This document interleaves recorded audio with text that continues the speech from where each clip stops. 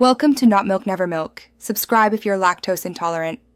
In this video, I will explain how to finish saddle stitch. First, gather your essential tools like 2 needles, wax thread, a stitching pony, and an awl.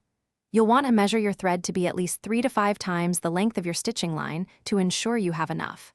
Securely thread each needle by piercing the thread through itself twice. Finally, use a stitching pony to hold your leather firmly, which is key for maintaining consistent tension throughout your work. Now, let's get to stitching.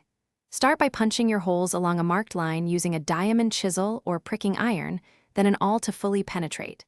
Begin your saddle stitch by passing one needle through the first hole, pulling the thread until it's centered. Next, pass the second needle through the same hole from the opposite side, creating a cross. Remember to pull both threads gently and consistently after each stitch to achieve that beautiful, uniform look. As you near the end of your stitching line, it's time to lock everything in.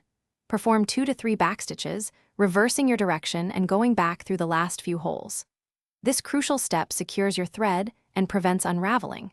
Make sure these backstitches align perfectly with your existing stitches for a seamless look.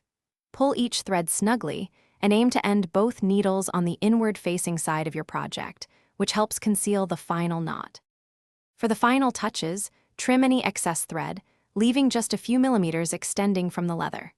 Then, carefully melt these trimmed ends with a lighter or a dedicated thread burner, being mindful not to scorch the leather.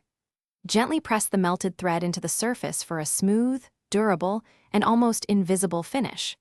Remember to check the description below for a link to these fantastic meal prep containers and other great deals. This last step ensures your saddle stitch is not only strong, but also looks incredibly professional. Thanks for watching. If this was helpful, leave a like and consider subscribing. See you next time.